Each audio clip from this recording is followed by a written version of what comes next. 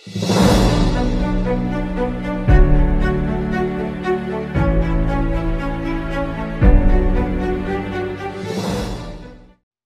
चुनाव धीरे धीरे अपने चरम पर पहुंच रहा है और इस चुनाव में सियासी सरगर्मी भी बढ़ती जा रही है। कांग्रेस, बीजेपी, आम आदमी पार्टी और बाकी राजनीतिक दलों ने भी अपने उम्मीदवारों की घोषणा कर दी है। हरियाणा विधानसभा चुनाव के लिए गुरुवार को नामांकन दाखिल करने का आखिरी दिन था। आखिरी दिन सभी पार्टियों के बचे हुए उम्मीदवारों ने धड़ाधड़ नामांकन दाखिल किया। अब सबको चुनाव का इंतजार है। इस बार हरियाणा विधानसभा चुनाव की तस्वीर कुछ अलग ही देखने को मिलने वाली है। इसके पीछे की कई वजहें हैं। एक तो भाजपा यहाँ 10 साल से सत्ता में है, ऐसे में सरकार के खिलाफ जनता में एक लहर देखने को मिल रही है। वहीं दूसरी ओर कांग्रेस का अकेले विधानसभा चुनाव लड़ने का फैसला। हालांकि राहुल गांधी तो गठबंधन में ही चुनाव लड़ना चाहते थे, लेकिन हुड्डा ने ऐसा होने नहीं दिया और आप के साथ सीट बंटवारे पर बात नहीं बनी। तीसरा, कांग्रेस और भाजपा के खिलाफ आम आदमी पार्टी का अकेले मैदान में उतरना। चौथा, कांग्रेस में अंदरूनी कलह के साथ टिकट बंटवारे को लेकर उसके कार्यकर्ता और नेताओं के बीच फैली नाराजगी। पांचवा और सबसे अहम, हरियाणा की क्षेत्रीय पार्टियां जैसे इनेलो और जजपा का इस चुनाव के लिए दमखम लगाना।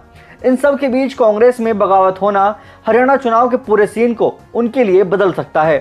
दरअसल इस बार कांग्रेस को उम्मीद है कि वो भाजपा को सत्ता से बाहर करने में कामयाब रहेंगे, लेकिन जिस तरह से टिकट बंटवारे के बाद कांग्रेस के नेता और कार्यकर्ता एक एक करके पार्टी छोड़ते गए और इनेलो और आप जैसी पार्टियों का दामन थामते गए, उससे बहुत कुछ साफ हो गया है। कांग्रेस के लिए ये इस चुनाव में अच्छे संकेत नहीं माने जा रहे हैं।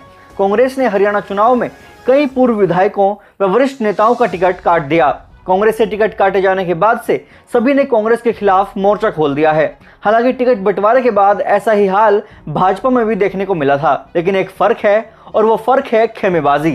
कांग्रेस में खेमेबाजी भी खूब देखने को मिल रही है। ऐसा लगता है कि कांग्रेस एक बार फिर अपनी तिकड़ी के फेर में फंसी है। एक तरफ भूपेंद्र हुड्डा के समर्थक हैं, तो दूसरी तरफ कुमारी शैलजा के समर्थक और तीसरी तरफ रणदीप सिंह सुरजेवाला को चाहने वाले कांग्रेस कार्यकर्ता और नेता। हालांकि जो कार्यकर्ता और नेता इस समय पार्टी के साथ जुड़े हैं, वो ये जरूर कहते रहे हैं कि पार्टी में किसी तरह का कोई मतभेद नहीं है और सभी एक साथ पूरी ताकत से खड़े हैं और प्रदेश में कांग्रेस की सरकार बनेगी। लेकिन राजनीतिक जानकार और पार्टी के सूत्र स्पष्ट तौर पर इस बात की पुष्टि कर रहे हैं कि कांग्रेस एक परिवार की पार्टी बनकर रह गई है। उन्होंने तो हरियाणा में पार्टी के कार्यकर्ताओं के बीच सबसे ज्यादा चहेते रहे रणदीप सुरजेवाला जैसे लोगों को भी खत्म कर दिया है। इसके परिणाम स्वरूप बड़े पैमाने पर पार्टी में विद्रोह हुआ है जो कंट्रोल से बाहर है और लगभग हर सीट पर कम से कम एक प्रमुख कांग्रेसी नेता विद्रोही होकर निर्दलीय या किसी अन्य पार्टी से चुनाव मैदान में है।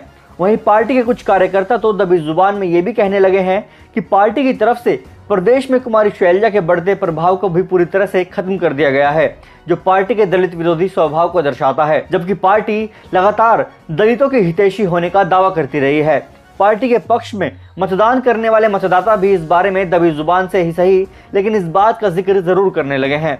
कांग्रेस को हरियाणा की कम से कम 30 सीटों पर इनेलो सीधी टक्कर देकर खेल में बड़ी वापसी करती नजर आ रही है। इसके पीछे की सबसे बड़ी वजह भी कांग्रेस पार्टी के अंदर का कलह ही है, क्योंकि कांग्रेस के कई नेता और कार्यकर्ता इनेलो के साथ हो गए हैं और इनेलो ने इनमें से कई को टिकट भी दे दिया है। ये वो कुछ नाम है जो यहाँ ये बताने के लिए काफी हैं कि आखिर हरियाणा में कांग्रेस की स्थिति क्यों पहले की जैसी नहीं रही है। ललित नागर हरियाणा के तिगांव विधानसभा से पूर्व में विधायक रहे हैं। ये इस विधानसभा से तब जीते थे जब साल 2014 में नरेंद्र मोदी की लहर में भाजपा ने हरियाणा में पूर्ण बहुमत की सरकार बनाई थी। भाजपा के राजेश नागर महज कुछ वोट से ललित नागर से हारे थे।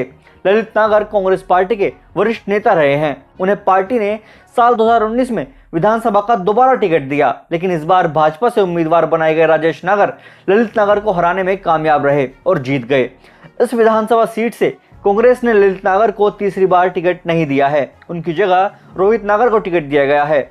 टिकट नहीं मिलने पर ललित नागर भावुक हो गए।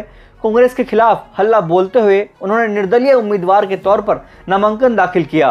कांग्रेस में बगावत के सुर पूर्व विधायक शारदा राठौड़ ने भी छिड़े हैं। वो कांग्रेस की टिकट पर पूर्व में बल्लभगढ़ विधानसभा से विधायक रही हैं, लेकिन इस बार कांग्रेस ने उन्हें टिकट नहीं दिया। शारदा राठौड़ ने निर्दलीय प्रत्याशी के तौर पर नामांकन दाखिल किया है। कांग्रेस ने यहां से पराग शर्मा को टिकट दिया है। वहीं टिकट नहीं मिलने से नलवा में कांग्रेस नेता संपत सिंह ने भी अपने तेवर दिखा दिए। उन्होंने कार्यकर्ताओं की बैठक बुलाई। पूर्व मेयर और कांग्रेस नेता उपेंद्र कौर आहलूवालिया ने भी कांग्रेस के खिलाफ बगावत के सुर दिखाए। कांग्रेस ने उपेंद्र कौर आहलूवालिया की जगह चंद्रमोहन को टिकट दिया है। भिवानी के भवानी खेड़ा से कांग्रेस ने प्रदीप नारवाल को टिकट दिया है। यहां से पार्टी से टिकट की उम्मीद लगाए मास्टर सतबीर रतेरा को झटका लगा है। मीडिया रिपोर्ट्स की माने तो दोनों ने निर्दलीय उम्मीदवार के तौर पर नामांकन दाखिल किया है। अंबाला कैंट से टिकट काटे जाने के बाद पूर्व मंत्री चौधरी निर्मल सिंह की बेटी चित्रा सरवारा ने निर्दलीय उम्मीदवार के तौर पर नामांकन दाखिल किया। कांग्रेस ने चित्रा को टिकट नहीं दिया। कांग्रेस ने यहां से परिमल परी को टिकट दिया है। वहीं पानीपत शहरी सीट से टिकट नहीं मिलने के बाद रोहिता रेवाड़ी ने निर्दलीय के तौर पर नामांकन दाखिल किया है। उन्होंने कांग्रेस से इस्तीफा दे दिया है। दूसरी तरफ पानीपत ग्रामीण से टिकट नहीं मिलने पर विजय जैन ने कांग्रेस से इस्तीफा दे दिया और निर्दलीय के तौर पर मैदान में उतर गए हैं। अब ऐसे में पार्टियों के अंदर हो रही इस कलह को देखते हुए ये चुनाव और भी ज्यादा दिलचस्प होते नजर आ रहे हैं।